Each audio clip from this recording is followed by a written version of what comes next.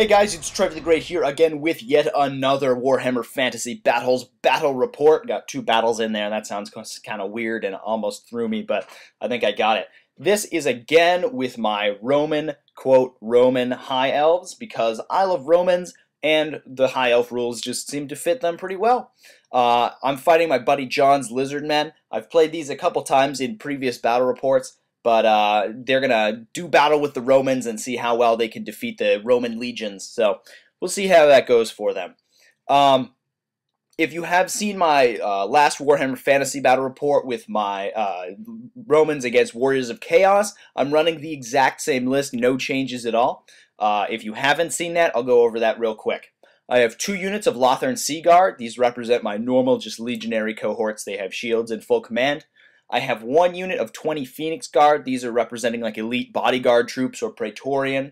Not exactly historically accurate, but I love Praetorian and Phoenix Guard, so there you go. And then I have a big unit of 20 archers. These are representing auxiliary archers. They're basically just in there to fill in points and act as a bunker if I need one for some of my wizards and things. Speaking of wizards, I have 2 level 2 wizards using Lore of Metal. One of them has a feedback scroll, the other one has a dispel scroll, nothing special there. Lots of defense because I'm scared of other people's magic, especially with that Slon on the table. I have a BSB, he's representing my army's Aquilarius. He has a battle banner, and other than that, no other upgrades or anything except for a great weapon.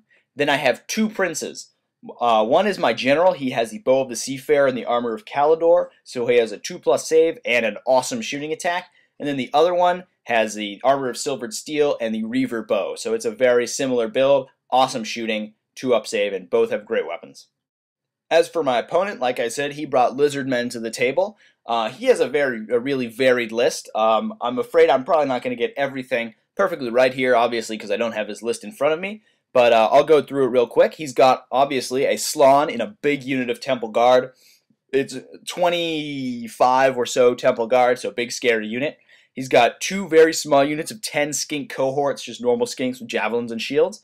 He has 2 Saurus units, one with spears, a big one with spears, and then a smaller one with sword and shield in a more bust formation. And then he's got 2, what do you call those, salamander hunting packs. Each one has 2 salamanders in it, so those are going to be very scary because obviously my guys are only have the stats of elves, so that strength 3 breath weapon is just going to cut me down like nobody's business.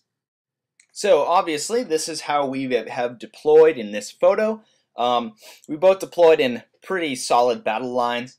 I've got my archers out on the flank there to get some shooting on the enemy, put some pain, but I don't really care about the archers. They're obviously a very little combat ability, and combat's really going to be what decides this battle, considering I'm fighting Saurus, who are very hard to shoot down.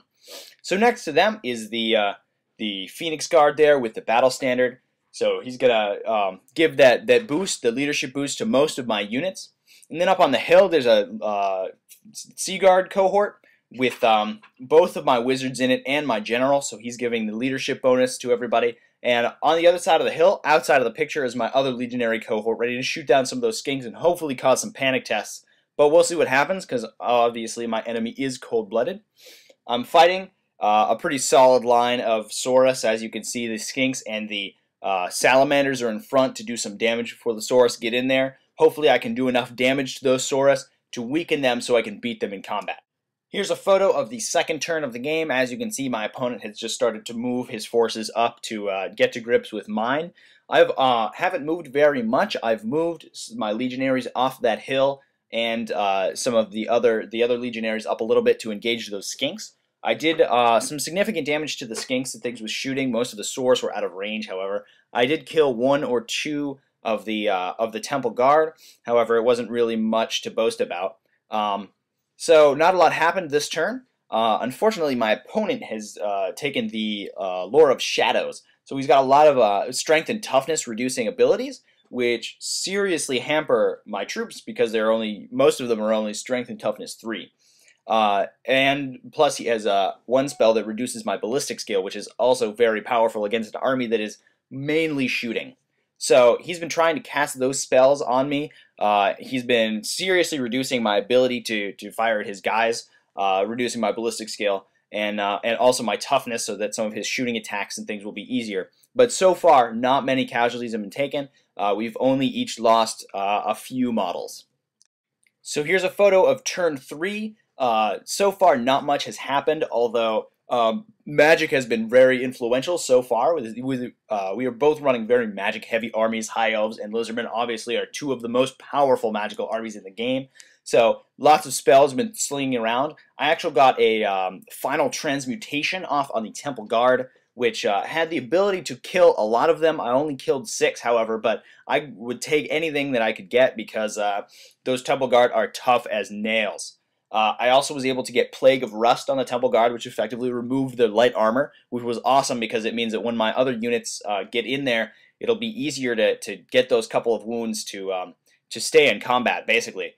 My opponent also had a couple of good spells off. He got both the weapon skill reducing spell and the strength and toughness reducing spell off on that legionary unit just at the bottom of the hill there, before charging them with skinks. And now, most of the time, skinks are very poor fighters, but in this case, he only had, I believe, 3 or 4 skinks, but my guys were strength and toughness 1, which meant the skinks were able to beat them in combat.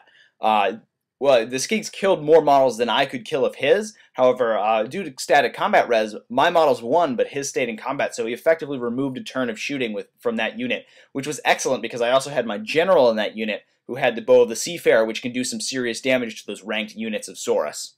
So that was a very good move on my opponent's part. Other than that, more damage has been done by shooting units. I've killed a couple of the Temple Guard with my archers, and that hunting pack up in the center and the top there, just behind the trees, has been reduced to just a couple wounded salamanders. All of the crew have been killed, and the salamanders actually got the result on the monster reaction test where they have to stand their ground and continue to shoot, which isn't bad for salamanders, but they are a little out of range. So turn 3 is really where the fun begins and the battle starts getting exciting. As you can see, my Phoenix Guard have charged right into the middle of that big unit of Temple Guard. Now, I rationalize this because while Temple Guard are very hard to kill, so are Phoenix Guard. And while the Temple Guard do have very high strength attacks, and a lot of them, I might add, I have a good ward save that can keep my my models alive. I have more ranks than the enemy. I'm also stubborn because I am Phoenix Guard, and I have my BSB with his battle banner in there. So even if he gets challenged and goes to the back of the unit, they're not going to get the BSB bonus, but they're going to get the bonus combat resolution for him having that battle banner, and I will probably win or just tie up the combat. So what I want to do here is just tie that up, so that big Death Star unit up, so I can deal with the rest of these Saurus units without having to worry about this enormous hammer unit that can come down and just wreck my infantry. As you can see, I've also gotten the Glittering Robe spell off on this this unit. What I didn't realize, though, was that my opponent's Temple Guard were actually carrying the Razor Standard, which made them armor piercing, and strength 5 plus armor piercing meant that my armor save was reduced to almost nothing, and even that Glittering Robe didn't really save me. I think I was getting a 6 plus armor save at that point, which was not really anything to brag about. Other than that, I've taken some more casualties from fire from the salamanders, and I've also been able to wipe out most of the skinks on the board, and I'm just starting to whittle down those big Saurus blocks as they come at me, slowly but surely. So here's a photo of my opponent's turn. Not much shooting has been going on because the salamanders are mostly either out of range or just out of have no targets. The Slann has been putting hexes on my Phoenix Guard and making them not as good in combat, although I don't really care about most of them. His models are wounding me on 2s anyway, and my few attacks back are being mitigated, but that doesn't really matter because this unit is built to win in combat resolution, not in models. So those 2 units are whittling each other down very easily. I'm usually winning in combat resolution, but because his models are stubborn and leadership 9 and cold-blooded, it's very hard to get rid of them. They're about as close to being unbreakable as you can get without actually being unbreakable. As you can see, his Saurus up there on the right-hand side, sorry, have charged into my legionaries. Now, normally I would have already put my legionaries into a ranked formation so that I can get more ranks and more attacks in combat. Although it was very late at night when we were playing this game, and I totally forgot to do that. So unfortunately, I'm stuck with 2 ranks. Now, it was okay, and I'll tell you why. My opponent rolled an absolutely dismal round of attacks against my unit. I believe he had an enormous number of attacks because they are Saurus. I believe he had somewhere around 15 or 16 attacks. I think he only hit 3 or 4 times while hitting on 4+, and it was really bad. And with the casualties I already inflicted with shooting and stand and shoot, I was able to break the unit with just 2 ranks worth of spearmen attacking him. So that was a really unfortunate roll on the part of my opponent, and that combat really should have gone quite a bit differently. So over here, it's turn 5.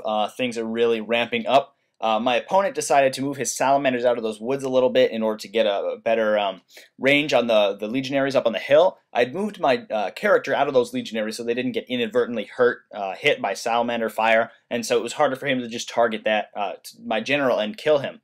I'd also moved one of my mages out, and another one of my mages was actually killed by one of the, I believe, some spells from the Slan, although I don't exactly remember how she died. But either way, the legionaries and the prince up on the hill decided to be really ballsy and charge into the salamanders. They ended up killing most of them. The prince with his great weapon was instrumental in doing a lot of wounds to the salamanders themselves, while the legionaries killed most of the little skinks that were handling them. And they ended up reducing the unit to 1 salamander and breaking that and having it run away. As you can see, my other legionary unit did break the unit of Saurus that had charged it and ran it down.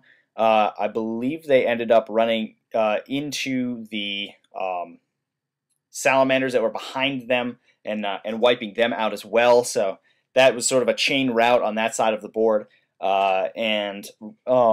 It's just down to the Saurus in the middle and the Temple Guard. Now, unfortunately, the Temple Guard did eventually get wiped out by the Phoenix Guard. I was able to just survive enough of the damage that was coming at me and do enough wounds back. I believe I did get another final transformation off because that is direct damage. I can cast it on those Temple Guard, and that did kill a few of them. So all he was left with was the Slan sitting there all by his lonesome. He did have a couple wounds on him from some spells earlier. I hit him with a feedback scroll as well. So here we go, last pick of the game. This is the end of turn 5. As you can see, the Phoenix Guard have succeeded in wiping out the Slan. However, the other Saurus unit have charged into the flank there, and though they did a couple of wounds with that battle banner, which is a ridiculously awesome magic item, the Phoenix Guard were able to just hold them up, and neither of them went anywhere.